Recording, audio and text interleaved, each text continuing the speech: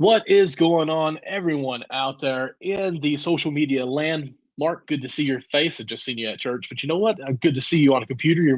You look much better with that, that ring light and everything Oh yeah, glistening off of the, that the gray ring light beard. you let me borrow. I Yeah, appreciate that. Yeah, it's good to see you too, baby brother. Back for another awesome. episode of Cats Chat. Before we get diving into what we want to talk about, so excited for week one of football. But as we got scrolled across the bottom here, go follow us real quick on X, not Twitter, but X. It is at Cats Chat Pod, Instagram at Chat Pod as well, Facebook, facebook.com at Chat. Wow, that's hard to say. Pod. And also, I've got it now. We are on Spotify, Apple Pod, and Google Podcasts as well. So please go follow, like, share, subscribe, turn on the notification, ring that bell, and all that whole 9 yards. We appreciate everything.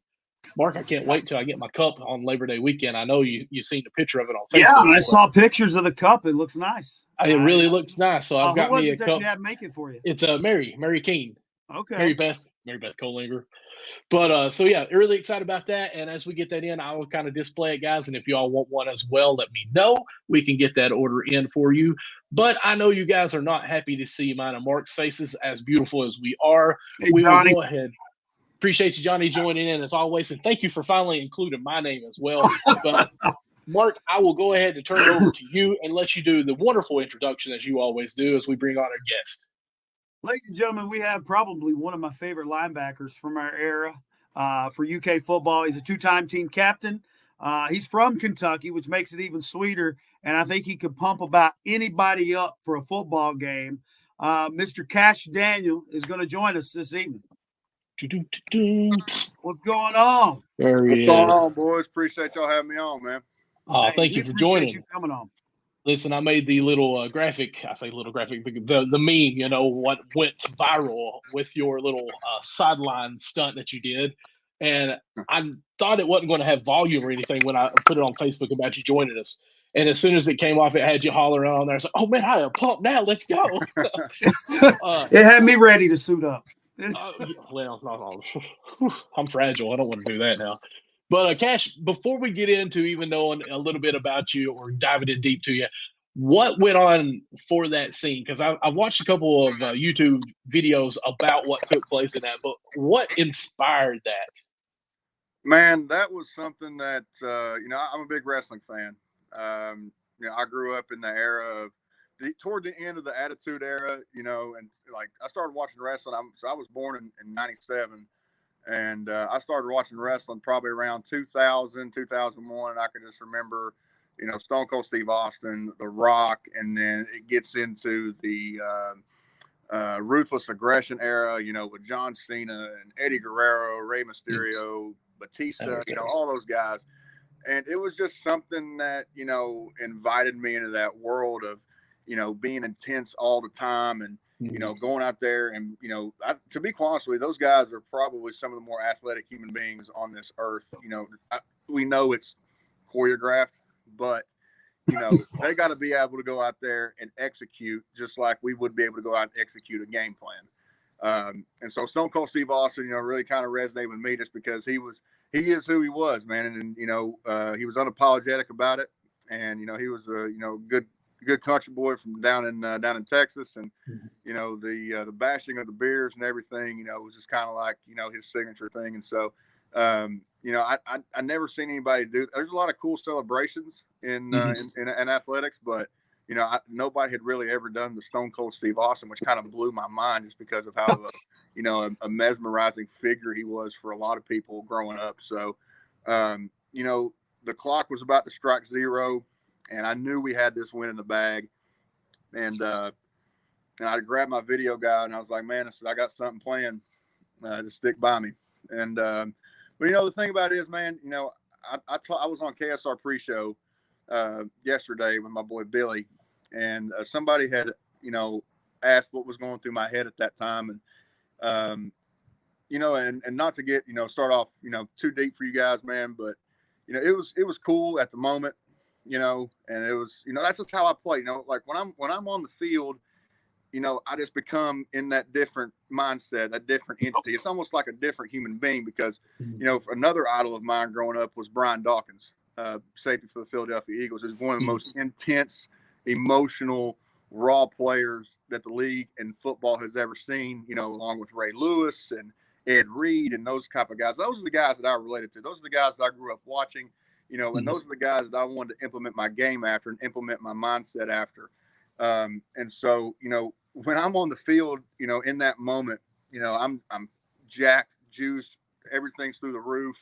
And, it was a cool moment, but, I look back on it now and, the thing about it is that I always prided myself on, being, the best teammate that I could possibly be. And, when I watch that video, man, and I see all my teammates running out there and I see Chris Oates trying to come up and give me a hug, it kind of takes me back to realize that, I wish I would have done that after I celebrated with my teammates instead of making it all about myself at that time. But, it's cool, looking back on it, for fans to look back on it. But, and I'm glad everybody's, I guess still uses the GIF and the video and everything. I guess that'll be attached to me for the rest of the time. But, if I could do it all over again, I'd still do it. Don't get me wrong. Just different timing, right? Just different timing. Yeah. But yeah, that's really what was going through my head at that time. And, it was a monumental win for that program and for what Coach Stoops has been trying to build for that program, ever since he stepped on campus.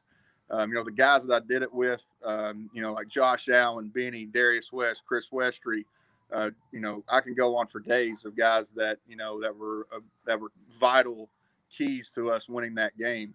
And, it was a cool moment. And then now we came back to Lexington a couple years ago and finally beat them at home. And went down to Florida last year, took care of business. And so now they come back up to Lexington this year. And so and I think Dane Key did a pretty damn good job of recreating, the viral moment. But if I had to give him a score on that, I'd give him about an 8. That was pretty good. 8. But it means more that he was a Kentucky kid doing it too. So right. I may give him extra brownie points for that. Well, I think it's kind of what draws people to you guys is like, because you're Kentucky boys. Mm-hmm. You know what I mean? You're from Eastern Kentucky just like we are. And I think that's what makes it like we can connect with people like you because you have a love for Kentucky sports like we do. Yeah, man. That was the thing with me was that I was always going to be me. I'm a small town kid, just like you all down there in Harlan County. I'm from Johnson County. I'm from the third smallest public school in the state of Kentucky. I graduated with 52 kids, from a town. It's just like every East Kentucky town. Everybody knows everybody. You know their first cousins, their grandmothers, their aunts, and it's. So I think that's really what helped resonate with all the great fans across the state was that I'm just like y'all. I'm a small town kid with big dreams, and fortunately it worked out for me. And, I just want to be the best representative of the state, especially the eastern side of the state, which at the time didn't get a lot of love and attention, especially in recruiting. And, I'm thankful to be able to go back to Paintsville this weekend. Unfortunately, I do have to miss the game this week. I got to go back and, I get to go back and be inducted into the Paintsville High School Hall of Fame. Oh, that's awesome. Congratulations on that. Appreciate it, man. Joining great athletes that come out of that such small school like Joey Couch and John Pelfrey and, so many great athletes that come out of there, man. So I'm very fortunate to, be a kid from Eastern Kentucky and be able to come up and, at least, be a part of a program and make some sort of impact. And now you look at it to where there's so many other kids getting an opportunity from Eastern Kentucky, not just from the University of Kentucky, but, all over the country. And so there's a lot of talent, hidden in those mountains. So I'm glad that, if people say that, I was a part of, helping, bring that to the mountains in Eastern Kentucky, then, that's the proudest thing I can be proud of. Absolutely. One thing I do want to talk to you about, talking about the mountains and everything, Eastern Kentucky, the whole stigma of everything here, I do appreciate how you said, the stepping stone basically on that. When did you realize, hey, there's a chance for me to possibly go on to D1 and the work ethics that you had to put in? Like, when was the changing point for you to say, it's time to get serious on this? Man, so fortunately for me, I come from a great athletic family. My grandfather, he was a semi-professional baseball player. My uncle played football for 1 year at East Tennessee State. And he was supposed to play baseball there as well. Something happened to where he couldn't play baseball. So went to a JUCO and then ended up at Western to finish out his baseball career there. And my dad actually went to East Tennessee State as well to play basketball and baseball. Okay. So it was instilled in me early at an early age that if you want something, you have to go the extra mile to get what you want, especially where we come from, And for me, sports was always an outlet for me. Sports was always something that helped me, create friends and create, relationships with people. And once I realized that, that if my dad can do this, and I love my dad to death, but I mean, I wish I had his height. He's about 6'4", but his nickname's Rail for a reason.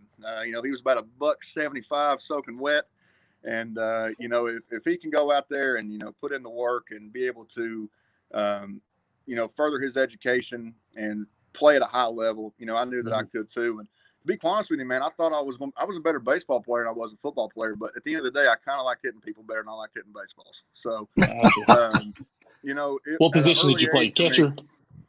No, I was a first baseman. Oh, okay. All right. Yeah, That'd be my second. I'm big left-hander, bub. Hey, okay.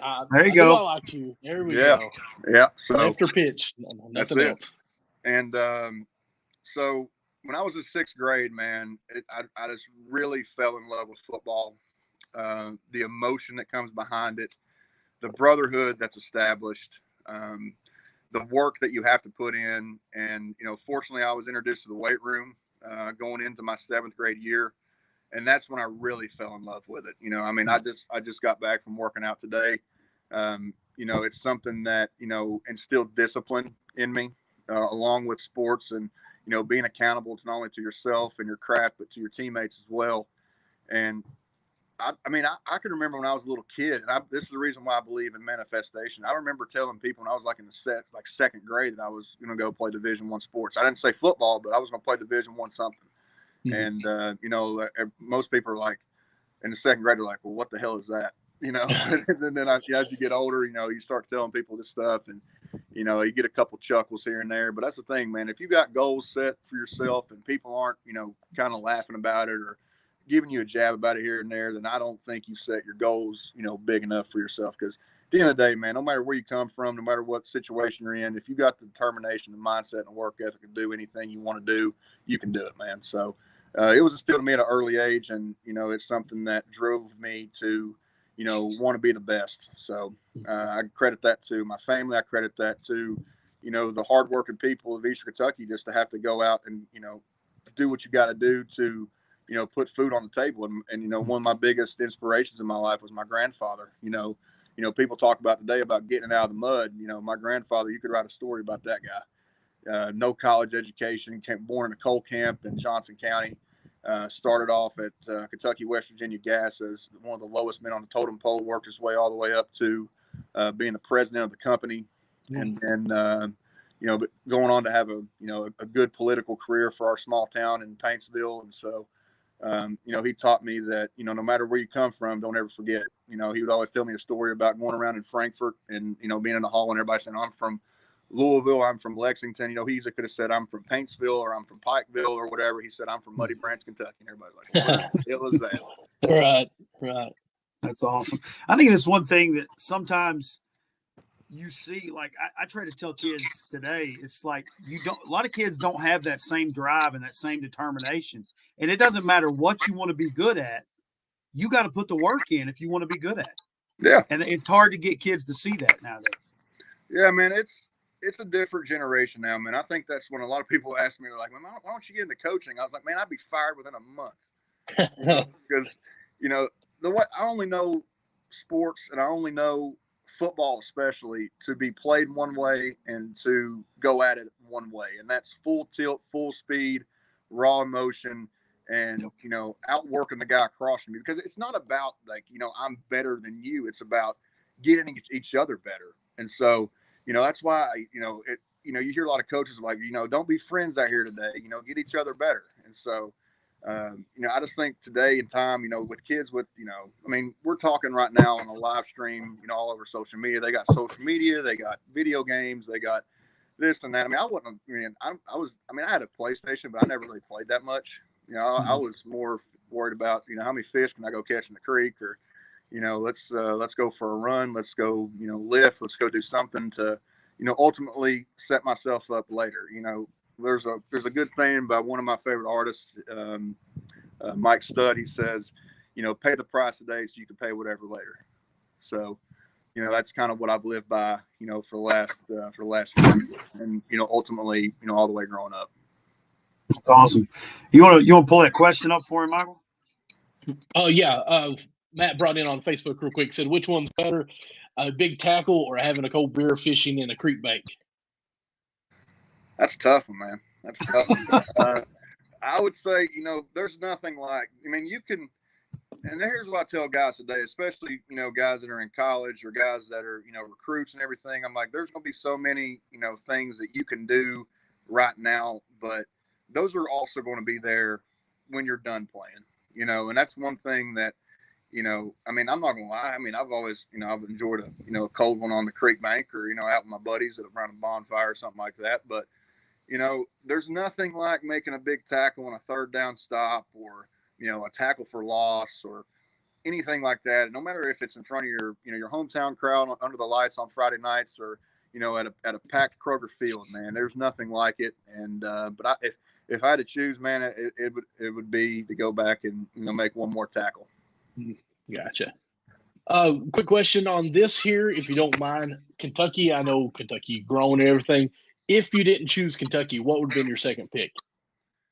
Man, that's a good question. My recruiting was very, very weird. Like I was saying, especially, and when I say in those days, I mean, I make myself sound older than what I am, but the way that recruiting has changed, it really feels like it's been, 25, 30 years, the way it's changed with social media and, all the other opportunities that kids have these days. But I didn't start getting recruited until going into my senior year. So coming out of my junior year, Okay.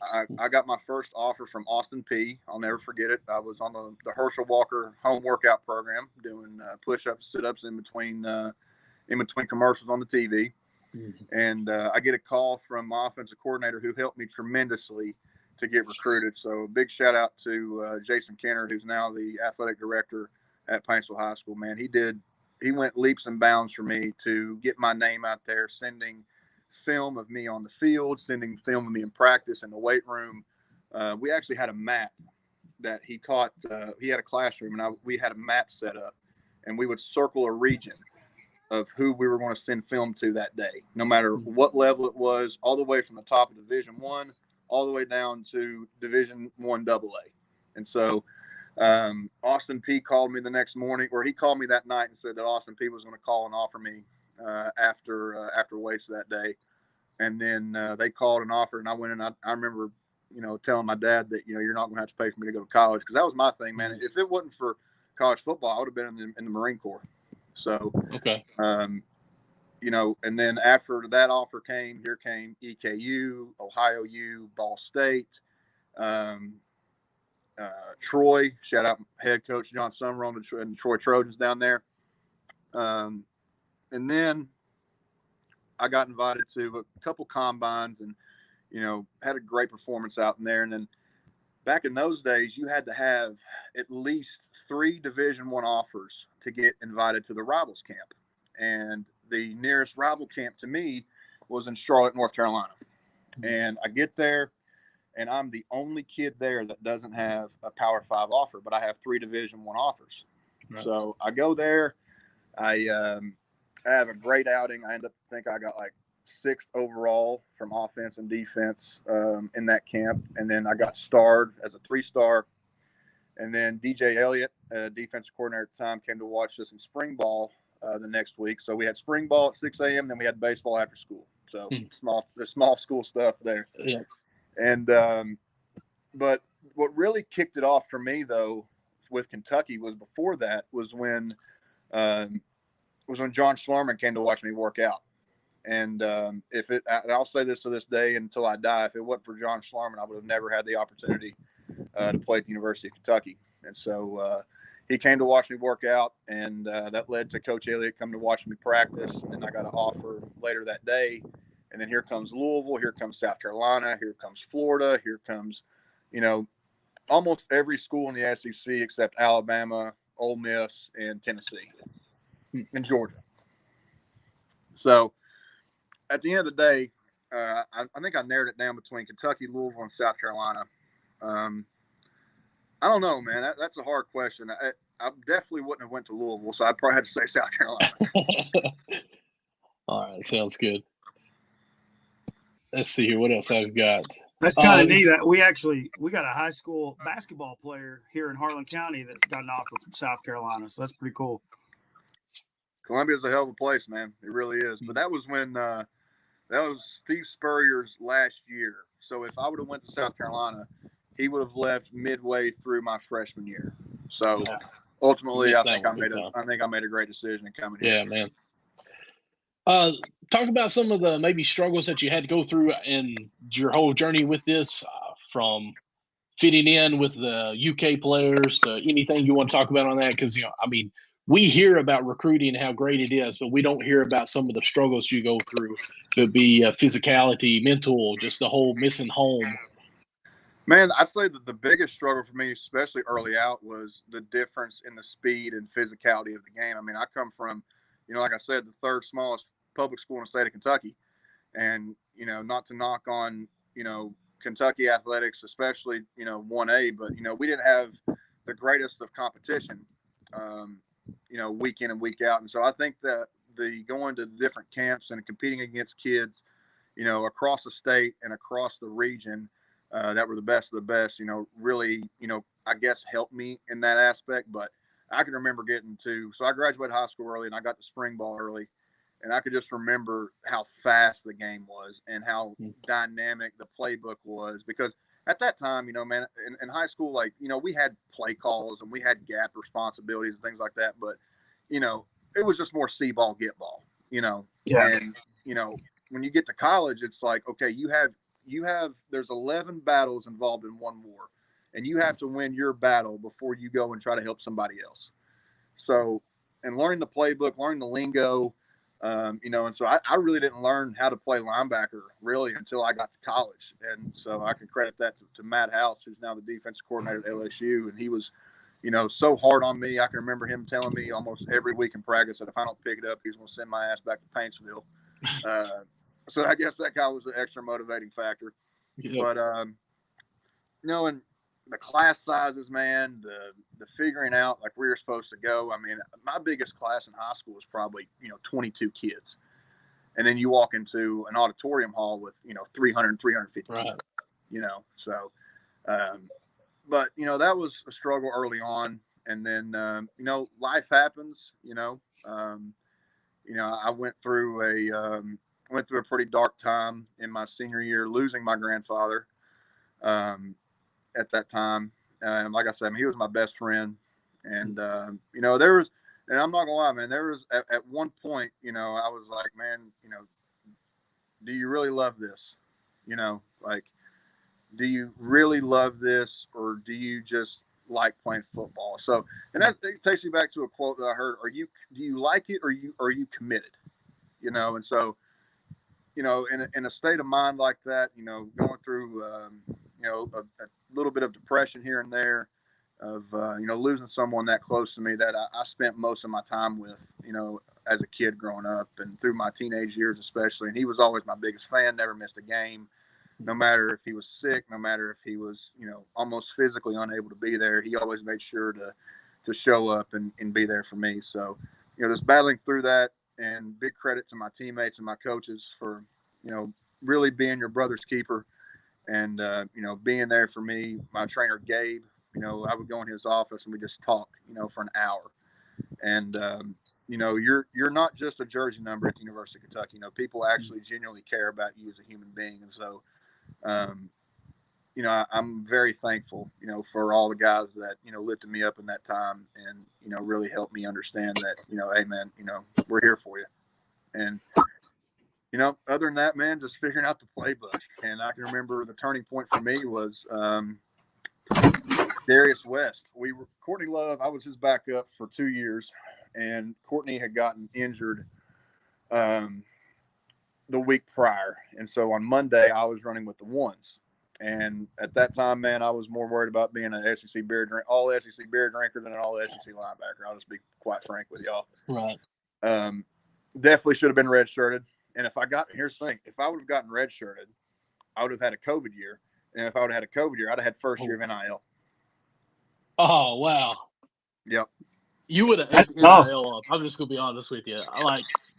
And I know we're kind of interrupting you there on this, but like by far, when you think Kentucky football, especially with people in Kentucky, like Cash Daniels' first name that pops up. I mean, I don't care who it is. So yeah, you would have ate the NIL up at Kentucky.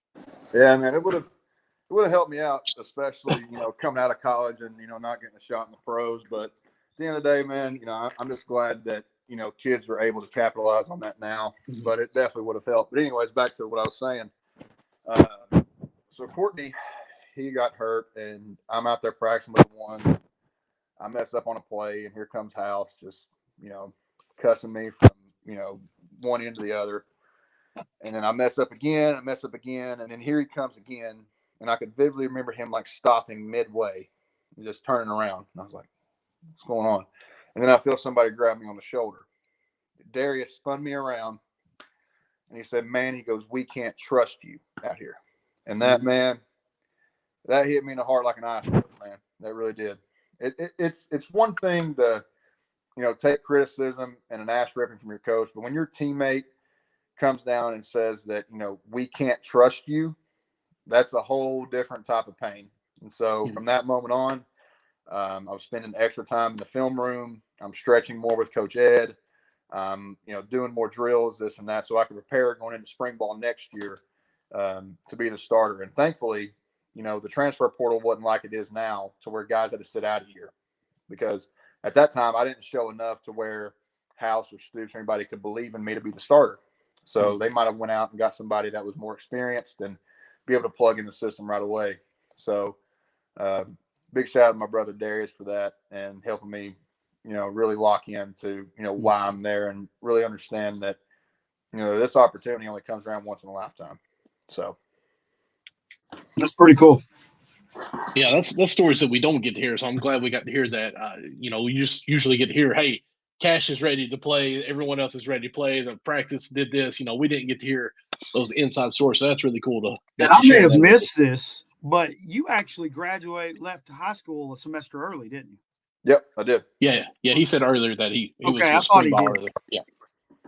I'm bringing this question real quick. Matt brought up just so Matt, I ain't trying to not bring you up here. Who was better in high school, you or your rival school's Chris Stapleton? Man, I never got to watch. Chris is a little bit older than me, but I will tell you a cool Chris Stapleton story. Okay. So in the subdivision that we moved to, so I was born in Pikeville, Kentucky. Okay, I didn't know that. I lived in Pike County for a couple of years. I still may be the biggest baby on record to be born at Pikeville Medical Center. I'm not sure on that. But if you don't mind me interrupting you, what part of Pike County did you live at? Bowman, right there off of 23. As you come, if you're coming from Betsy Lane to Pikeville, a little double wide trailer over there. My wife is from Pike County, down towards East Ridge in that area. Oh, okay. Yeah, she's almost down there through the cut through. Yeah. But yeah, so we moved to Paintsville when I was 7, and we lived in the same neighborhood as my grandparents, fortunately. And so going back to me just being, doing whatever I had to do to, ultimately just get myself in better shape and better mindset, I would run through my neighborhood in the evenings. And I can remember one time coming up to the stop sign to check, see if anybody's coming or whatnot. And I look over, and there's this guy sitting on his front step, and he's got long hair with a big beard, and he is just absolutely making a guitar cry. I think this was probably, I was in 7th or 8th grade, so this is probably 2011, 2012, something around in there. And I was like, damn, that boy can play. And so I keep on going. And a couple of days later, he's out there doing it again. And I'm running to my grandmother's house. And I was like, Nana, who is that guy up there that lives by the stop sign that's playing this guitar? She goes, is it a gray house? And I'm like, yeah. She goes, oh, that's so-and-so Stapleton's son. Me and her mom are on a board of something together. Really great. He can really play. I'm like, yeah, he can. And then my buddies introduced me to the Steel Drivers. And I'm like, that's the guy down the street. And they're like, no way. And I'm like, yeah, that's the guy down the street. And so I don't see him for, quite a period of time. And by that time, he goes single and comes out with What Are You Listening To? And really starts his career as an artist. And so, unfortunately, his father passed away, and I assumed that he was back for the funeral. And I was running through the neighborhood again, and here he comes dragging out the trash can to the edge of the stoop or sidewalk there. And I'm like, man, I really want to go say what's up to him, but I'm sure he don't feel like being famous right now. And Right. I just waved, he waved back, and that was it. So, but I've heard stories he was a great football player. So I mean, I don't know. We would, I guess, we have to leave that up to the old timers that meet at Hardee's every morning, for their coffee and biscuits. So Yes. I don't know. Covered in smoke. Yep, that's it. I just think it's neat, like you talk about, you guys moved back, living close to your grandparents, because I think it's what a lot of people don't realize, the family atmosphere, like the family dynamic in Eastern Kentucky. Like we're close to our grandparents, if they're still living. Like we all grew up on a hill with our grandparents, and it's like a lot of people, it's hard for them to understand that bond. We're still on the hill, Mark. What are you talking about? I mean, we still live in the same place, and it's just hard for people to understand that bond you get with your family that don't just live in your house, but that just live around you. Yeah, I'm very fortunate for that, man. Like, family's a big, a big aspect of my life. And like I said, I was attached to my grandfather's hip, from day one.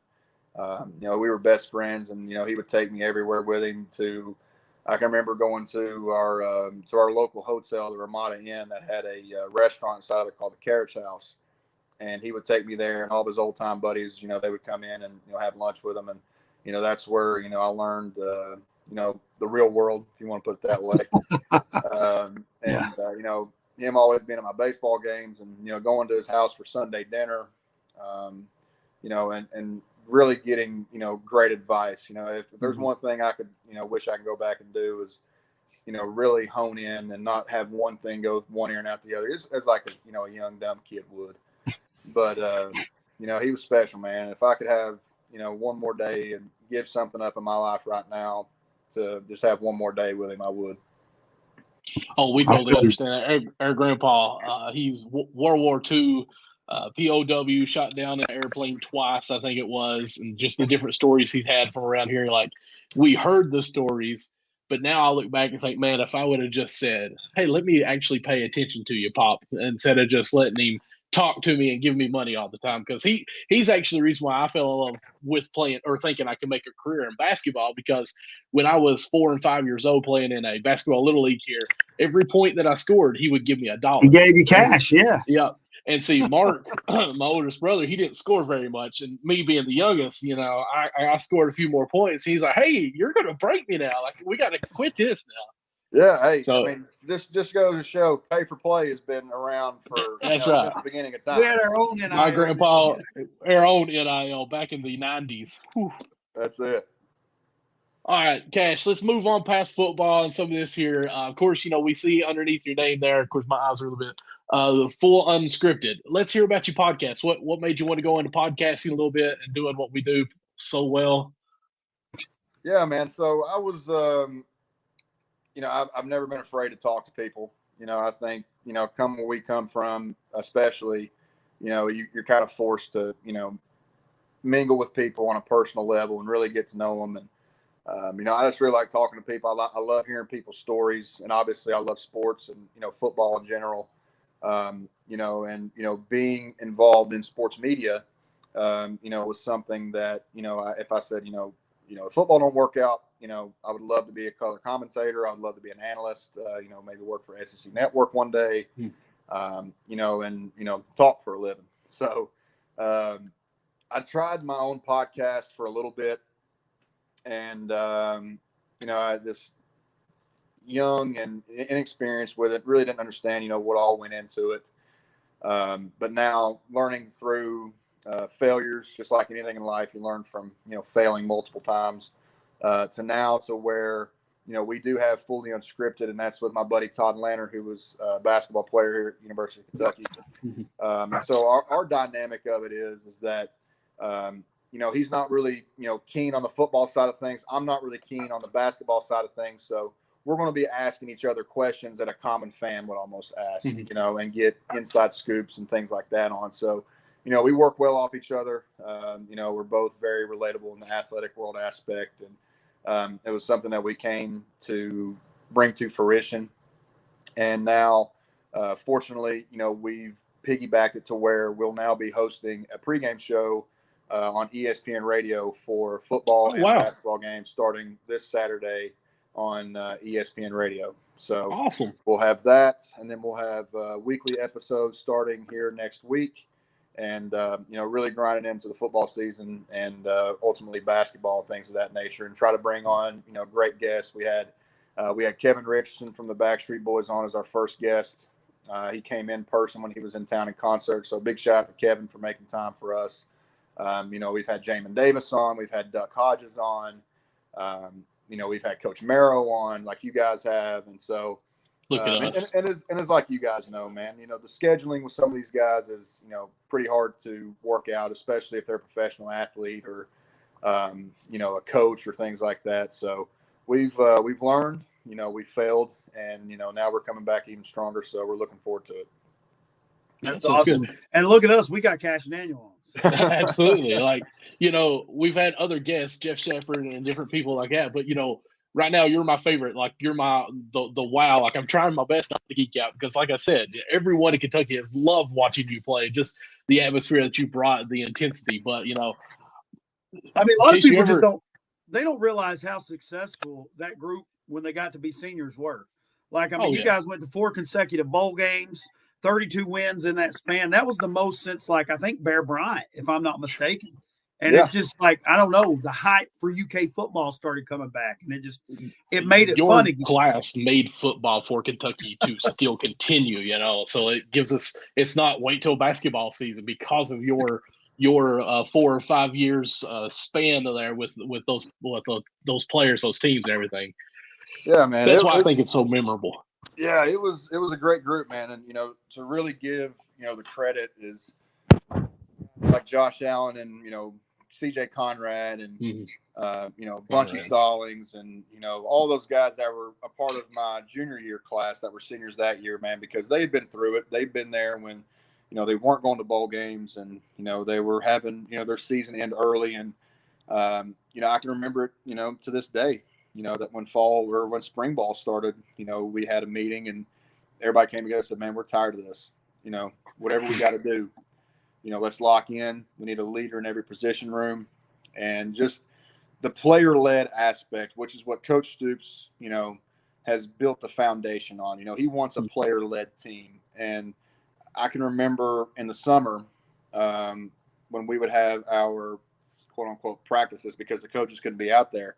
Right. We ran practice by ourselves. And I think that we could have, if we had to at one point, even when the coaches could have been out there. Matt House gave me and a couple other guys a script. Eddie Grand gave Benny and Terry and all the other offensive guys a script.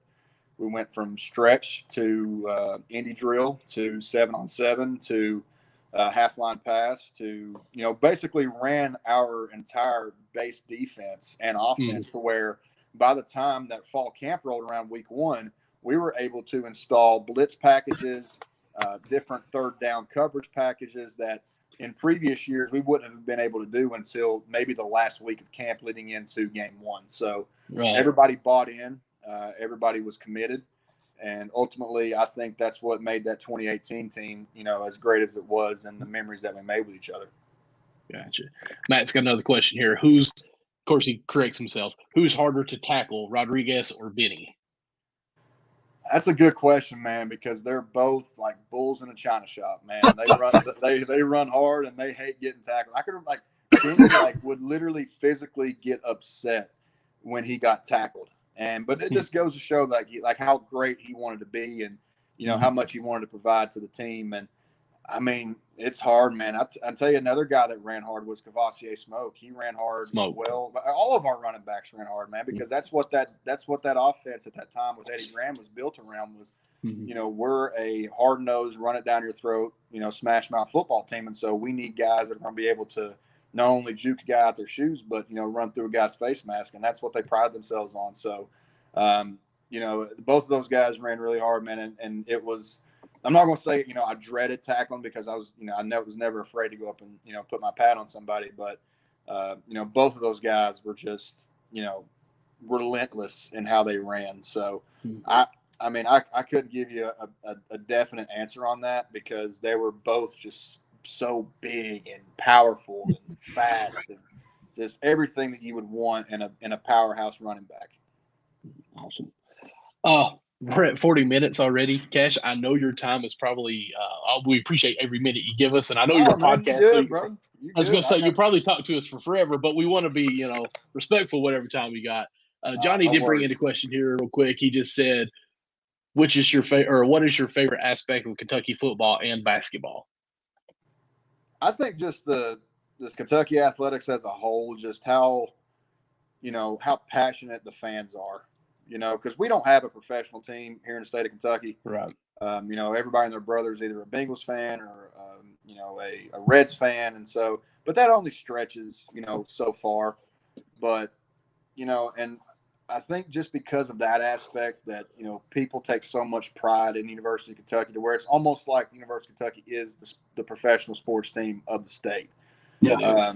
And so no matter if it's football, basketball, baseball, even volleyball and women's basketball, especially, and how great those programs are, you just see the overly love and support that, we get from the BBN. And so that's why I always say, man, like it was such a blessing to play for, I think, the greatest fans overall, in college athletics, because they're not just football fans. They're not just basketball fans. They're all around fans. Anytime that there's a UK jersey on a field or on a court, people are going to be showing up and being supportive. So big shout out to BBN. And I'd say that's probably my favorite aspect of it. Sounds good. So I'm ready for some overtime questions. Mark, you got another one real quick? I can see. Oh, your hot seat questions? Yes, I'm calling overtime questions now. Overtime questions. That way it's quick, it's fast, so only 4 downs, but there's more than 4 questions. Do you have any that you want to chime in with me, Mark? Because last time you go right ahead. You enjoy it. If I think of one, I'll throw it out. All right. You kind of answered a couple of these, but we're still going to do it anyways. All right, ready? What other sport would you have played? Baseball. When will you start wrestling? I think that ship sailed. I kind of had my opportunity with the WWE. At that time, when the first time they came, I was still dealing with some nagging injuries that prevented me from going there. And the second time they came around, I physically could not make it. I had a prior promise that I had to keep and uphold to be at a certain place at that time, so I couldn't do that. And so, but if Vince ever calls me, man, it'd be pretty hard to tell him no. I think you have a career in it big time. What other careers could you possibly have done if it wouldn't have been something with sports? Right now I'm in the medical device sales field. So, okay. That's a great avenue for a lot of former athletes. JoJo Kemp is in it. My buddy Zach Johnson's in it. I've met a lot of former athletes within my company as well. But if it doesn't involve athletics, it would have to be somewhere between sales and being an entrepreneur. Entrepreneur. Oh, cool. Favorite superhero? Batman said it so fast. Like not even. He didn't even hesitate. No, because you know what his superpower is? Rich. He's rich. All right. What's your favorite food? Steak. In more particular, elk or deer steak. Okay, I got you. Well, since you say steak, I have to know medium well. How is it cooked? We like it bloody, man. We like it medium rare. Medium rare. Okay. We're talking about grandpas. I know you're just going to talk about Pop right here. He used to say, "Cut its horns off and wipe its butt and bring it to the table." That's what he'd say. My granddad would say, because I want that thing still moving when it hits the plate.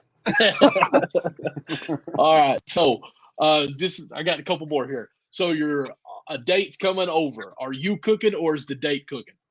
I'm cooking, man. I mean, I can whip it up in the kitchen pretty good, man. My nana, I was one of the only grandchildren that really took an interest to cooking and being self-sufficient for myself. So I can remember the first time I made eggs for myself, how proud I was. And then we had an ice storm come back in like 2009 where it knocked all the power off. And I remember my nana teaching me how to cook on a cast iron skillet over a fire in there in the living room. So I can whip up some good dishes. Pasta's probably my specialty, alongside grilling, obviously. But as of right now, I'm just on the basic chicken and rice diet right now. Man. You're talking about your nana. It did give me a hot seat question real quick. What's the one food that nobody can make it like Nana? Fried chicken. Right. That's it. I agree. Anytime she comes home, she's like, "What do you want to eat?" I was like, "Nana, you already know the answer to this question. I don't get it. I don't get to eat like this ever so often." So, especially when she cooks it for breakfast, man. When she cooks that for breakfast, and we got biscuits and gravy with it, homemade mashed potatoes, some fried eggs, and some apple butter, and going on and on. That fried chicken really hits the spot at about. You're making me hungry right now. Yeah. Oh yeah. All right, last one: fishing or hunting? Man, that's a good one. That's really a good one because you can technically fish all year round because there's no fishing season. And that's really my bread and butter. But if I had to pick one thing that I could do the rest of my life, it'd be turkey hunting, man. There's nothing that gets me more fired up than, seeing the sun come up and hearing those birds gobble and being able to go after them. I'm not a sit around and hope one comes by. If I could hear one holler off, I'm gonna go get him. And I think that's really what the closest thing to football that I've had is that, the turkey's kind of like an offense. They already know what their game plan is. They already know they're going to fly down. They got their walking patterns. They know what they're going to be chasing hens. So it's kind of like the offense already knows what plays they're going to run. As a defensive player, you got to be able to react off what the offense does. So I got to be able to react off what the turkey does.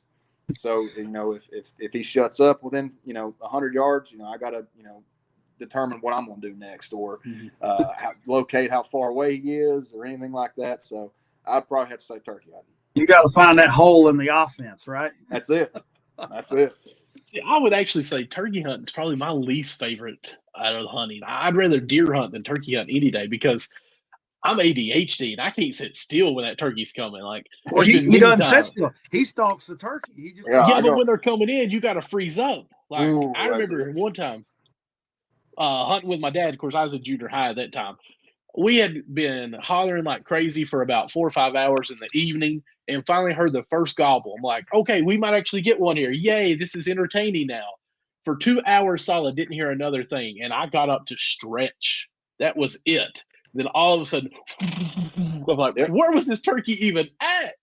So after that, that's why they call it the elusive wild turkey, man. You never know what's going to happen, but there's nothing like when you're just sitting there and that thing he's gobbling within probably 20 yards. He's got that rumble in his voice, and you can feel the bass almost hit your chest. And the next thing you know, he's got his big spread coming out like I'm like, okay, you about to take a dirt nap, big boy. You think you're big and strong? This 12 gauge make your head rock. Hey, somebody just commented. I got to tell you this. He said, all these answers have just confirmed what I already knew. This guy is by far my favorite UK football player of all time. That was from Daniel Turner. Hey, appreciate you, Daniel. Love you, brother. Awesome. Well, that kind of concludes our quote interview or overtime questions. Cash, I already talked to you about going into our start bench cut. So we'll go ahead and bring that up. I know you want to stay. I want you to stay and give us your thoughts on this because I made it. And actually, my wife made the graphic. Shout out to my beautiful wife. But I told her the names to put in on it.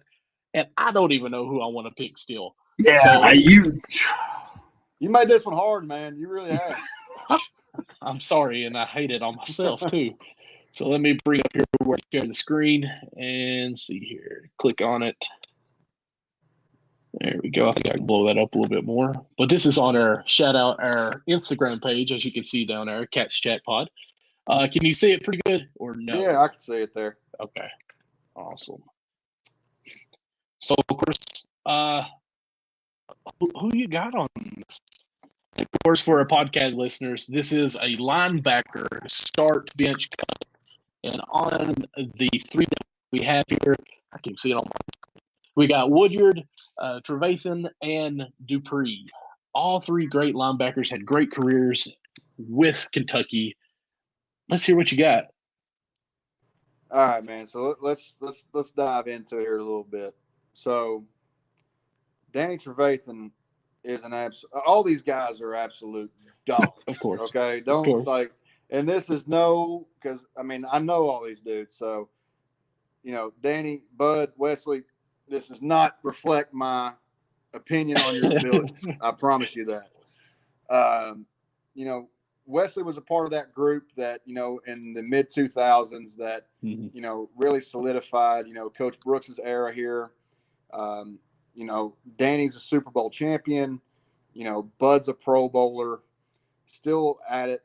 Man, it's so hard. But the thing about it is, you know, you got Wesley and Danny, you know, we're both inside backers, and you got Bud, who's an outside linebacker. I'm glad you didn't put Josh in this because biasly I'd have to start Josh. But right. If I was to build a team, and these were my 3 inside linebackers, let's just pretend that Bud's an inside linebacker. Oh man, this is rough. Man, he showed this to me last week, and I said, "Dude, are you trying to kill us all?" Like, this is rough. BBN, don't be upset with me, man. Like this is like, you know, there's no wrong answers here. No, I mean this is bad. But all right, I'm ready to do it. I would start Wesley. I would actually no, my bad. I would start Danny because he's just a absolute dog, just like all these guys are. I would. Damn, man. I would. Oh man. I'd bench West and I'd cut Bud. God bless that. That was hard. That was so hard to say, man. Like I just wanted to get off a Band-Aid. See, when I actually made this, well, see, that's what I was going to say. When I put this together, I'm like, man, I love Bud. Like, you know, Dupree, just everything, watching him play. That was probably, I was a little bit younger. And I was like, all right, this dude is the name on the Kentucky defense I recognize. Like, this guy is what I remember of defense. But then as I looked at some of the stats and like, well, let me kind of look back a little bit. It's like, I even had to cheat a little bit, looked at like some of the defensive rankings of players from Kentucky that people have made, and they were like 10, 8, and 7 on some of the lists. I'm like, golly, like I don't even know where to go on this. Well, the one I'm looking at, they got them ranked 7, 8, 9 in that order. Oh, okay. So see, like they're right there. So I mean, as like the top linebackers. Well, it just said top all defensive players. Oh, this okay. list I was looking at, no, not linebackers. Yeah, just defensive players. Yeah. Okay. And I even tried to take some pictures on some of these so I can actually have these to come back to. Like, sadly, I didn't get the names on the picture, but I think dogs in that linebacker room, man. You got to remember like Avery Williamson, you know, Josh, obviously, right? You know, so many guys. You know, Josh Forrest was a dog. You know, so many great linebackers have came through UK. I guess that's, you know, when I first got there, you know, they called it LBU, you know, just because of all the guys, you know, we've had, you know, come through that linebacker room, whether it be inside or outside. But yeah, man, that one hurt, man. Bud, Wes, Danny, I love all y'all, man. Like y'all are some dogs, man. So don't take that personally. That was bad, man. I actually, the way I was leaning, and you kind of want me to change it, but I'm not. I'm going to stick. I had Woodyard starting.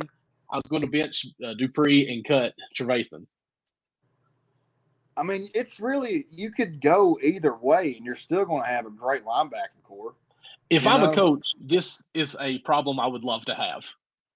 That you know, that's one of the things I'm glad those are decisions I don't have to make. It's like I was watching Hard Knocks last night, man, and you know, there's so many talented players that are on your team, but it's unfortunate that, you know, they have to, you know, let, you know, 2 or 3 of those guys go. Yep. And, you know, that would just be that's probably the roughest decision that a coach has to make right there. Yeah. Who is he going to keep, and, you know, who's he going to cut? Now, granted, sometimes, you know, it sometimes, you know, depending on how they did in camp or preseason, right, you know, it kind of helps their, you know, their decision. But if you got guys that are in that room that are competing every day and they're making plays in practice, they're doing the right things, they're staying after, they're making plays not only in practice but in the pregame or preseason games as well. I would absolutely hate to be in that position to tell a kid that, hey, you know, you were good but you weren't good enough. So right. But yeah, those coaches make it look easy too. It's like, man, Well, I'm telling you, the man, line for us. I mean, that's just how cutthroat the NFL is, man. I learned that the hard way.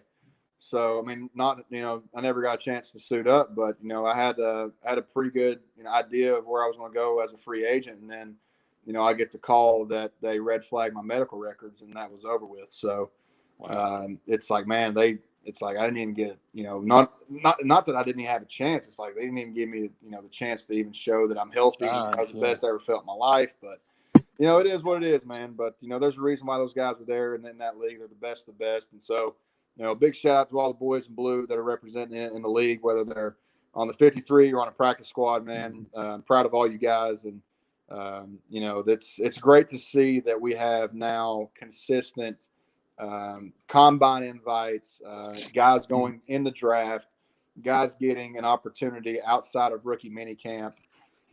So big shout out to all those dudes that are able to live out their dream and, strap up an NFL, helmet, jersey, and shoulder pads. So big shout out to all those guys. Yeah, they must not have realized how tough you were. I guess they don't remember you playing with a broken hand against Vandy. Well, I think that's kind of what happened with the medical records. They were really. I mean, I don't know. They probably looked and said, "Oh, this guy's had a bunch of concussions. He's had shoulder surgery. He's had hand surgery. He's had back issues. And it was." When I finally graduated and I didn't have to go to class, didn't have to go to tutoring, didn't have practice every day. It was the best I ever felt. And then old Uncle COVID came through and, and ruined that for everybody. So, Cash, I'm just going to be honest with you, man. There's two jobs that I think of that I think is what you need to be doing. One is a strength conditioning coach on Kentucky's football team. That guy that's in there, hey, let's get this. And two, I think you need to be like an inspirational speaker somewhere. Like, I don't know what it is about you, but every word that you say, I think you have an audience that are just at the grips of every word that you say, waiting to be inspired of what all you've went through, what all you've done, and just your life journey and how you perform at football and everything. I'm just going to tell you, I think you ought to be an inspirational speaker somewhere. Man, that's I've had a couple opportunities to speak to some groups. Got to talk to a couple high school groups here in Lexington. I get to talk to the Paintsville team before the game on Friday. Awesome. I've shared my life story with a lot of people, and so it just comes back to me, just not being afraid to really open my book of my life and the good, bad, the ugly, and just how you just got to keep pressing forward, man. There's Absolutely. When you think that that life is really punching you in the gut and you seem like you can't get a break, I just got to reflect back and say, well, man, one thing I always say, and then I got to steal this from my dad. He said, I'd come home and he'd say, how was practice and how's this, and whatever the case may be, and I'd be complaining or whatever it was, and he would say, well, at least you're not trapped in the desert, 110 degrees with no water and bullets flying over your head.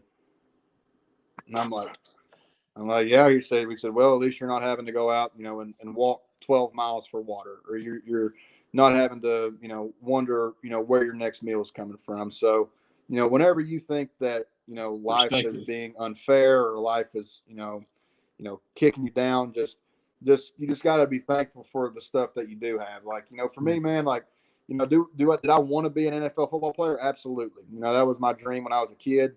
But right now, I got a roof over my head. I got some chicken in the air fryer. I got, I got a bed to sleep in. I'm able to pay my bills right now. I'm able to take a hot shower. I got a car, or I got a truck that'll get me from point A to point B. There's just so many little things that, you can look to be thankful for in this life that a lot of people would do anything to have. So, we talked about that even at church tonight, how a lot of times we look past our blessings that we're blessed with right now, and we're so quick to forget about them because we're selfish. Yeah, man. And everybody's human. There's times where, like, I'll be frustrated, or, if something that I worked for so hard doesn't go my way, Yep. I could just, I'm throwing a pity party for myself for a brief moment. And I'm like, man, like, what are you doing? There's people back home right now that don't have electricity, that are living on dirt floors, that, that a lot of people don't understand. And like, dude, you get to do the stuff that you do. Yeah. Like even with football, like there's kids that are physically unable to play football. And that's my message to a lot of these kids. Like, you don't understand the opportunity that you have right now, not just to go out and play a game, but to live the life that you do on a regular basis, And my thing was do it for the ones who can't. There's so many kids out there that are, born with or have an accident that keep them limited to not only playing athletics, but just living a quote unquote normal life. So, there's so many things to be thankful for. There's so many things that, you could look to and say, you know what, it may not have worked out the way that I wanted to, but, at least that, I have A, B, C, D. That's the first thing I do. Like when I wake up in the morning, man, I write out 3 things I'm thankful for, every day, no matter what's going on. I find something different every day. And, that just lets me know that, even if there's some things in life that don't work out the way you want to, or some things that just don't love you back, there's always something to be thankful for. So like, I'm thankful for my family, I'm thankful for, just really anything and everything that comes in my life. Even you even got to be thankful for the bad stuff, that happens in your life as well, because you grow from it. You grow, and here's the thing: it could have been it could be a blessing in disguise that you never knew about. So until you find out years later. So they always said that the 2 most important days of a man's life is the day he's born and the reason he finds out why. So, yeah, man. If there's any message you guys take away from this, anybody listening, man, just be thankful for for what you have. Be thankful for your family. Be thankful for your friends. Be thankful for anything that you got in your life, because it could easily be taken away from you. It could easily not happen. So just be grateful and be thankful, man. This has been awesome. Just the fact that I feel like we've just been sitting around talking like we've been friends our whole life. You know what I mean? That's that East Kentucky tie right there. It's kind of like stepbrothers. Did we just become best friends? Yep. Oh my goodness. I'm sorry for this guy right here. No, I'm playing. Oh no, man. You guys made it fun, man. I appreciate you guys having me on and doing what you guys do. So good luck with everything, man. And if there's ever anything I can do to help you guys, man, I'm always just a DM away. Keep plugging. If this is something you guys really want to do, just you guys can do it. So I'm thankful you guys had me on. Absolutely. Thank you so much. Real quick, what's the score for this Saturday? That's a good question. This Saturday, so Kentucky's had a tendency to play down to their competition, even when I was there. But here's the thing: it's week 1. We got an inferior opponent. I believe in the fact that Liam Cohen is able to dial up plays that may be our home run hitter, but then be able to do it out of a different formation or out of a different motion, a different set, different spot on the field, to where are we showing something? Yeah. But are we showing everything to where an Alabama or a Tennessee or a Florida or someone can sit there and pinpoint of, when they get to here, they're going to do this. If it's after a big gain, they're going to do this. And that's kind of how things go in a meeting room throughout the week that people don't really understand, is that, even if let's say, we do have a brand new offensive coordinator this year, but, let's say we had somebody like last year with Scangarello, if an opposing defense is watching film on us, obviously he's not been there at Kentucky, but they're watching stuff where he was previously. So his NFL days, wherever he had his stints in college. So that goes for, so many, schools across our schedule, to where, we're looking, where they did stuff before, then that's shout out to all the guys in the video room and the GAs that spend countless hours of breaking down film and, really puzzling everything together to give us a chance and an opportunity to not really, guess, but have an educated opinion on what might happen. So, but to answer your question, what's the spread on us? 14.5? Something like that. I've not seen the spread. I'm gonna go 35 10 Kentucky. Okay. 35. I was thinking close to that. I was thinking like 35-14 maybe. Yep. Something like that. But actually, Brad White has those boys ready to go on defense. We've got a stacked front seven. Probably one of our biggest defensive linemen that we've had. Since Coach Stoops has gotten there, we got two great young linebackers in the middle back there. We got JJ on the outside edge. We got a great experienced defensive back group. So I think it's going to be another top 5 defensive performance this season for the Cats because, Brad White's a genius. He's almost like a magician back there, man. I would not be surprised if you saw Brad White be an NFL defensive coordinator within the next 5 to 8 years. I'm just going to tell you, you talked about earlier, you could see yourself being a color commentator. I could totally see you being color commentator for football in the future. Oh, absolutely. Hey, man, if y'all got any contacts with ESPN or SEC Network, man, this. Well, listen, I don't have that big off the backboard. I'll come slam it. Anytime you want to do color commentary with me, I do the local high school games for the radio, so I tell Josh he'd have to set out a game. Anytime, but I don't know if you've seen Calipari's Instagram, but he just took a picture with some girl at ESPN who went to UK. Oh, so really? Yeah, I can't remember because I actually started messaging her, be like, "Hey, would you like to come on our podcast?" But he had something about she graduated UK. I want to say she was on the baton with the marching band, maybe. Okay. So there's you a connection that you might be able to reach out to. Cool, absolutely, man. And I've been fortunate to have connects with Alyssa Lang and Chris Doring and Peter Burns and Tebow and all those guys at the SEC Network, man. And they've been a great help to me. I'd ask Peter all the time, how do I get there? And he would tell me about his local radio show that he had. He was talking about just keep grinding away at it. It's like anything you want in life, man. You just got to grind. That's the truth. And that's what if you'd have told me 2 months ago, I'd be interviewing all these guests and talking to Cash Daniel on a random Wednesday night, I'd have been like, no way. That's when he's got to believe in yourself, man. Bet on yourself no matter what, man. The biggest thing of betting on yourself that I've seen, man. So Tyler Childers is also a Paintsville High School graduate, and he played. So my buddy Luke, he won a pool party at our project prom that we had our junior year, I think. And Childers was still grinding away, but everybody back home loved him. We would listen to him, on YouTube or on SoundCloud or wherever we could find his music. And Luke was like, "Cash, you think you could tweet Childers to see if he come play at this pool party?" And I was like, and Twitter back then, you would tweet somebody like it's a direct message almost. So yeah. I said, hell, I don't care. So I tweet him and say, "Hey, bud, you want to come play at the Paintsville City Pool for Luke's graduate or pool party that he won?" Man, he showed up. We charge people $5 at the door to come and watch us play. And if you look up Tyler Childers Paintsville City Pool, there's still a video of him just sitting on a picnic bench with his guitar, and he played for about an hour and a half, 2 hours. I don't think anybody ever got in the pool. And then that is awesome. And then fast forward so many years later, man, he's selling out Rupp Arena and one of the biggest names in music. So, just no matter what the situation may look like, man, just bet on yourself.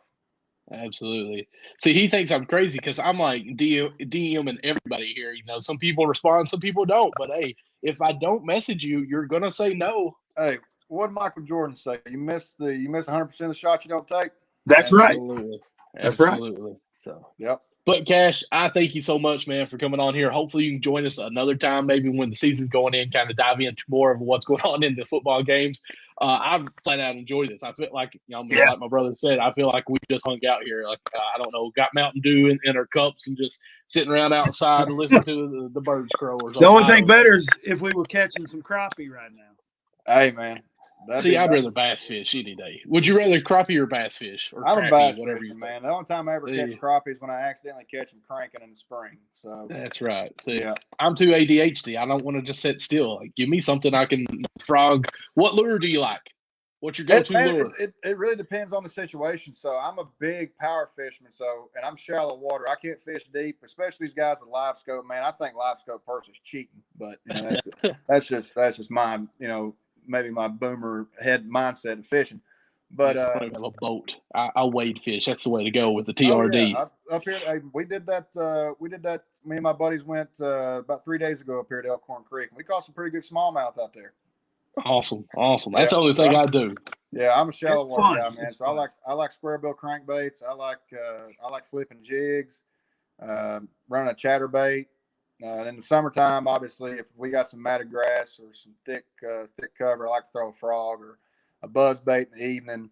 There's nothing. I mean, there's two bites that you really can't beat. One's a jig bite, and the other one's a topwater bite. You can't beat Topwater. Topwater will get you addicted to Daniel fishing. just said you got to throw a fluke, man.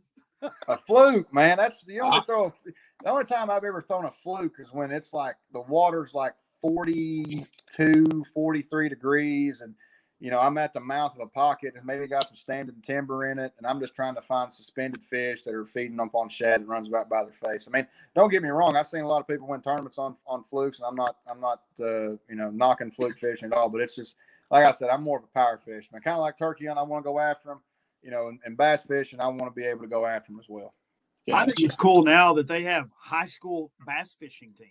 Oh, actually, hey, I'll tell you what.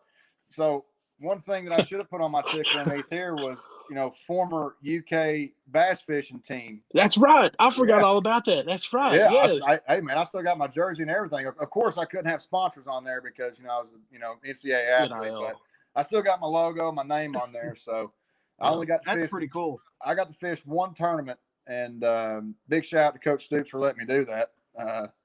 This was going into my senior year, and I asked him, I was like, man, I said, I said, it's during spring ball. I said, it's after spring ball, this tournament. He's like, man, he goes, I don't care. You do what you want. And I'm like, okay, cool.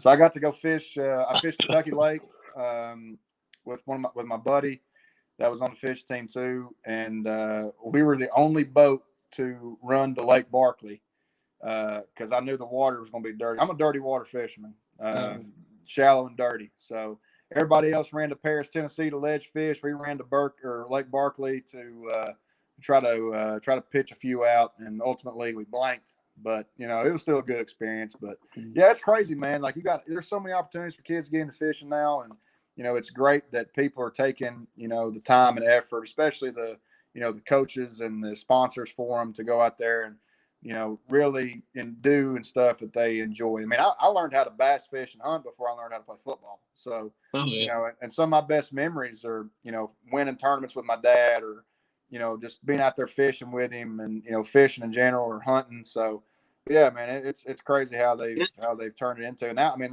I've not missed a college national championship in bass fishing probably the last 3 years. I mean, I'll watch it live all day. And I mean, they get scholarships for it. Like a kid from our high school. Full ride. He got a full ride, I think, to Kentucky Christian University. Dalton Blakely, he's up there fishing for them now. And I said, man, that's awesome. Yeah. Getting a full ride. Tell these kids, find something you like, get a scholarship with it. Yeah. I mean, esports even. Push your body through the ringer, not having to, go out and run wind sprints. All you got to do is learn how to fish and pitch a jig and throw a crankbait and learn how to use live scope. It's about all you got to learn how to do. Yeah. I don't know. The pain of keeping a boat going is sometimes just as bad. I said boats are always like just constant money you got to pour into them. Hey, they always say another thing too. They say the two best days of a fisherman's life is the day he buys his boat and the day he sells it. All right, Kash, thank you again so much. We're over an hour here. We've not even went any further than just talking with you, which is awesome, by the way. Don't get me wrong. Yeah, it's been awesome. You got to come back on some other time. Appreciate anytime, it, boys. Anytime. I appreciate y'all having me on. We're so awesome of, podcasters. If you ever want us to join over on yours, be like, we're famous here. Cats chat on your podcast. We totally understand and we accept, just so you know. Hey, okay. Anytime, man. Hey, we also got a hotline y'all can call in for the pregame show. So when y'all call in, ask some good questions, and hopefully everybody here listening, tune into ESPN Radio this weekend. It'll be me, Todd Lanner, and Anna Torillo. We'll also be, if you guys are ever in Lexington, we're going to be live from the campus pub over there off Waller Avenue, which is the closest establishment to the stadium. So we'll be over there doing our shows on home games, and then I think we'll be there for away games as well. So if you want to come have a good time with us, come over there, and we'll talk fishing, we'll talk football, we'll talk turkey hunting, we'll talk life, anything and everything, man. So y'all come hang out with us someday. Yes, sir. All right, man. Appreciate you again for coming on. Hey, man, no problem. You have a good one, all right? You too, man. Thanks. I like how Bub's trying to get him go shark fishing. Bub, get out here. There's all kinds of fishing all the time, man. Like, I could sit and talk fishing and sports with him all day. Oh, yeah. I can just talk with him all day. It doesn't even seem like we've had this show going this long, man. No. Like, no, it's just like, it's just like I said, that's what I love about this podcast. We just bring people in. We just talk about stuff. And that's one thing I like about Eastern Kentucky too. Like I know we're covering Kentucky sports, but we have been basic Eastern Kentucky with a lot of our stuff. Jeff Shepard with his son living in London. Blair and her mom came on last week. Blair Green, that is, played for Kentucky. Of course, Blair went to Harlan County High School with you. We had on Trent Noah as well. And then, of course, now we just had Kash on, who was Pike County, Johnson City County / everywhere. So, yeah, man, it's been great. I mean, we even got some Chris Stapleton stuff talked into this episode. So it's been fully packed. I absolutely love it. I never did it. I never did even have to pick which linebackers I go with, so that made it even better. Because I was going to call you out on that, but then we got back to the inspiration, like what he needs to be doing is going to these. I was kind of the same as him. I would probably go Woodyard. Of course you were. Don't you dare! You can't do that. Well, actually, I was going to go Trevathan Woodyard because Trevathan actually has a Super Bowl. Right. So I kind of had to go Trevathan Woodyard Dupree, but like I said, I was like him. I've loved all three of them. It was no disrespect to any of them, but we just got to talking about everything else. So I was just like, I'm not even going to fool with it. Bring it up. I'm having fun talking about fishing. What a turd. You made me pick. You even said, what about you, Michael? Yeah. Well, you're the one that made that, so that's on you. I know. You got to make it a little bit easier, man. Give me somebody like that's not. Let's not say names. We don't want to be just. Yeah. All right, Mark. I'm going to share this screen. I think we've got it pulling up here. Let's just go through some of these. We can be kind of quick since we're already over an hour. Yeah, some of the games coming up this week. You were talking about these SEC games coming up. It's always hard for me to bet against an SEC team because I still think the SEC is the toughest division in football. Everyone knows it. If they don't believe it, they're lying. Now, I'm looking at some of the SEC games here. I do see the Florida, Utah. I do believe Utah will probably pull that one out. I don't really know everything Florida has this year. I don't really study a lot of the other SEC teams other than the ones that I love, like UK, And I hear stuff about Tennessee just because there's Tennessee fans that live in our area. We're borderline right there. So I believe Tennessee will beat Virginia. Well, hang on. I'm going to keep stat on this and see how we do. So we both got track of them. All right. I want to see your record. So we both got Utah, right? Are you wanting to just pull up only the SEC games? Is that what you're wanting to know? I had it on my phone, but this isn't it, is it? I apologize. That was Britt Ford that said, let's go shark fishing. That wasn't Bub. I apologize, okay. Britt. My nephew, I love you. I would not do that. I just saw Britt Lawson. All right. So the SEC, let's see. So you're going to keep track of this just so you can make fun of me when I miss a bunch of them. That's what you're going to do. That's what my plan is. I hope right. So I got Vandy beating Hawaii. I guess you do because Vandy already beat Hawaii. 1 for 1. All right. So no, I got Utah winning against Florida. Florida apparently that would be my pick. Down big time, and that's a huge match for them. Okay, and then we got. I got Missouri. I'm with you. I don't like Missouri. I don't know why. That's my least favorite team that we ever added to the SEC.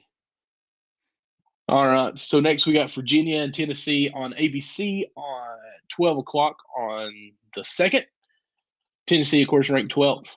Virginia not ranked. I think we're both in agreement that Tennessee's going to win this one. I'm just going to say, I'm looking down this list. The only SEC teams that I think even have a shot at losing, that South Carolina, North Carolina game is going to be a good one. I believe the grit of an SEC team could overcome North Carolina. Especially it being the Carolinas too. Like that's going to be a little juicy. Yeah, it's going to be a rivalry kind of thing. And I honestly, the LSU and Florida State game should be a good one. So you got Arkansas, Ole Miss, did you say? Yeah, I got SEC winning straight out until we get down to those last two, and I just can't make my decision, man. Which I didn't realize Vanderbilt was already playing again. Yeah. That's a quick turnaround there. That week 0 thing they do is so weird. But the Alabama A&M, I mean, I don't know much about that team. I mean, I'm assuming they should win that game, but you also got to look. That's a pretty quick turnaround. So, I don't know. I'm going to give Vandy the win, though. It's hard for me not to give Vandy the win there. Let's see Because they here. played fairly well against Hawaii. Yeah, they did. I'm just now getting to Mississippi State. I'm trying to abbreviate these and get fast. Of course, Georgia is going to win. Well, I mean, let's be honest. If you look at a lot of these matchups, a lot of them are weaker first week matchups. You know, you may think I'm crazy on this, and I probably am, but I'm actually going to go New Mexico over Texas A&M. And it could happen. New Mexico, they've had decent football teams of the past. It's hard for me to bet against an SEC team. It just is. Let's see here, Texas A&M. You're saying Vandy over Alabama, right? A&M. Oh yeah, A&M. Yes. Yes, not Alabama. Alabama. Alabama's going to beat MTSU. Hell, I missed the Kentucky game. Where's Mississippi, Georgia, Texas A&M, Alabama. Alabama over Middle Tennessee State. Who you got in the South Carolina and North Carolina? I got South. I'm going to be crazy, and I'm going to go with North Carolina. Well, I mean, it's not crazy. They're the ranked team. They're probably favored to win. Well, here's my thing on this. I don't think South Carolina is as good as everyone is saying that they are. Like, they're having Kentucky losing to South Carolina. Granted, I think they are a good team. Don't get me wrong. I think they're mid in the SEC. But I just feel like Kentucky's going to have much more depth, which we've lost 2 linebackers, which we're not going to dive into because of time and everything. Or I said linebackers, linemen, offensive line. So our depth is getting a little bit slimmer before the season even starts. But I'm going to go ahead and try to say that South Carolina loses this game, and that's going to be the trend for them for the rest of the year, and Kentucky does beat them. So well, I'm just going to say the ACC is not known for football. Well, North Carolina has been pretty good here recently. Okay, they've had several teams that have been good, but I agree. They've not been elite. ACC, they got Clemson and stuff, but yeah. So who you got in Florida State? Clemson's always been good, but I'm just saying. Now what? I said, who y'all got who do you have for the Florida State and LSU? LSU. You got LSU? I really want to go Florida State, man. Well, I did too, but it's hard for me, man. LSU, the Bayou Bengals, it's hard to. I'm going all SEC first week, man. I'm going to Florida State just so we can have some different answers. So I've got Florida State, I've got North Carolina, and I think I picked New Mexico as my 3. I'm going to basically say upsets against the SEC or the winners against the SEC. So that's our 3 games that we are different on that. I'm just happy to have football back, man. Oh, me too. And like I saw a meme today or a GIF. It was something I don't remember, but it was like a groom crying at the front of the altar. And it said when you and then it went to the game day table and showed the guys sitting there. And it's like, this is how we all feel this week, getting football back. Absolutely. So I've got the caption underneath us, the ticker here, Kentucky versus Ball State. I'm pretty sure either I dreamed this or not, and I want to make this official. Did we not make a bet that a touchdown will be scored by the air or by run? Something would go on between us. I don't remember. I was thinking that I was going with a passing touchdown. You was going with a run. And someone dared us to do a TikTok dance, the loser. I mean, did I dream that? I would do a TikTok dance for free. I mean, that's not. Okay. I don't have to lose a bet. If you want me to do a TikTok dance, I'll do it. I don't remember, but. I feel like we did something like that, but I can't remember. Anyways, I was going to say I'm going to pass for the first touchdown. What do you think? I'm thinking it's going to be a run. I'm thinking we're going to get a pass. It's going to now, unless we just break one open, a Hail Mary type. But I look for the first touchdown to be a run. A run, okay.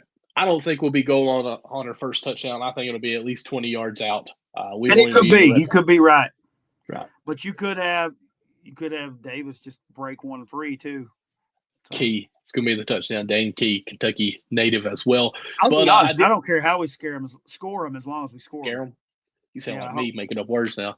But I did look on Bleacher Report. The spread actually is 24 points for Kentucky in favor. So, yeah, I do think he's right at it. I was going to actually say my prediction for the score is going to be 35-21, but it sounds like you guys are probably more closer on that. What did you say? Let's do 35-14. I feel like first week jitters. I think we are 24 points better. I'm just saying, I think first week jitters, we may have a couple mistakes here and there. And I could be totally wrong, man. I hope we just come out and dominate. That's what I want. Get some experience for the second team. That's what I want. Yeah, I'm excited to have football back, especially even just high school sports been going on. So much fun hearing different players and doing different things, keeping up with the Facebook comments and posts of what all's went on. We've got a lot of local teams in here. I think Corbin's now second in the state of Kentucky in high school rankings. I was happy to see DeMarco Hopkins getting recognized for some down there at Jacksonville State. Mountain sports is just wonderful to be a part of, and now we got Kentucky going on with this, so let's get it. Hey, and listen, I love Josh Caldwell to death, but Kash just said he would come to a game with me, so I'm gonna have to add a third headset in there and have Kash come to a game with us. I think it'd be fun. I think it'd be pretty cool too, actually, and I think he'd be totally down to do it, actually. So, guys, if you have tuned in just recently, we have really just shot the bull with Kash Daniels for about an hour, and then we kind of just went at a lineup real quick. It's been a lot of fun. He gave some really inspiring quotes, just down-to-earth conversations about life and how really your perspective is kind of where you stand in life. Everyone has situations go on with us, with ourselves. We all have bad things happen. We all have good things happen. But he kind of put it down to no matter what, look to the positive to it. I like that he said as soon as he wakes up, he writes down 3 things that he's thankful for. I think a right state of mind helps a lot with that. But I think if we all did that, we would have a better perspective on life. Absolutely. I just saying that because if you tuned in now and you didn't get to hear any of that, go back and listen to this again. And this is not me trying to get an extra follow or a listen or a plug on that. I really think he said some really heartfelt, meaningful things there. And I think you're right. He should have been an inspirational speaker. He really should, because while he was talking, all I could sit there and think is my time at Alice Louis College. Every Tuesday, I had to wear a suit and tie and listen to people speak about the dumbest things. Like, man, if this guy would have got up there and said, "Man, I played at Kentucky. You know me from doing this. Kash he had me here believing in myself."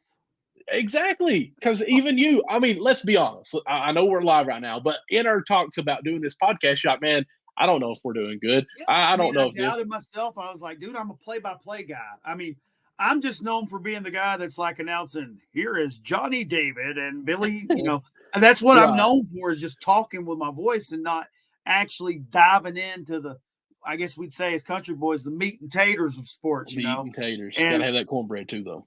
But it's just, I don't know. And I don't know. He had me fired up. I was ready to go. Man. I love that he said, believe in yourself. And, you hear so many times people say, if your goals don't make someone else laugh, your goals aren't high enough. And I appreciate him taking the time really away from the football aspect of our podcast and just kind of give life lessons there. And like, people don't understand with Eastern Kentucky, like, he said there toward the end, he said, if y'all ever need anything, holler at me. We'll do it again. Like, he's being sincere. Like, sincere. Like, he's actually some already people messaged. Yeah, holler at me, but they never answer their phone. Like, I'm probably going to have people mad at me now. I've had people message me for help with math, and I'm on here doing a podcast. So I was like, I apologize, but I couldn't step away from that interview. It's just so much fun. Yeah. Even if it wasn't Kash, you're not stepping away from this podcast.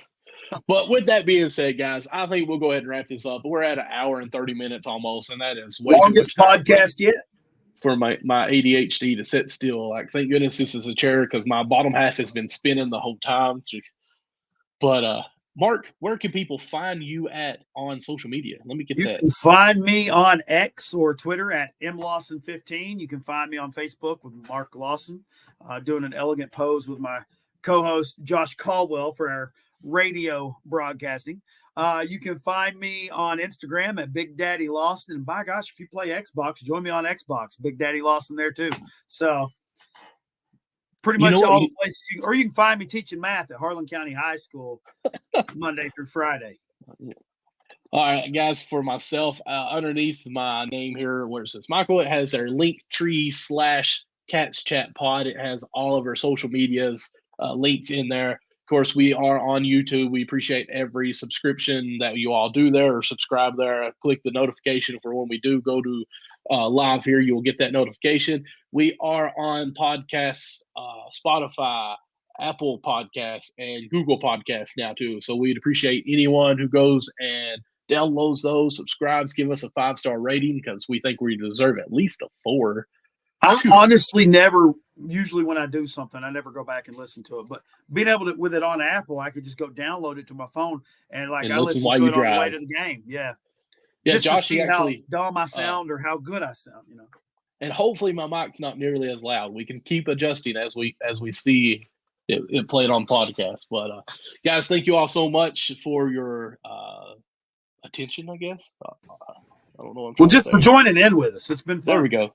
For joining in. Until next time, as always, love God, love others, and love Kentucky sports. God bless.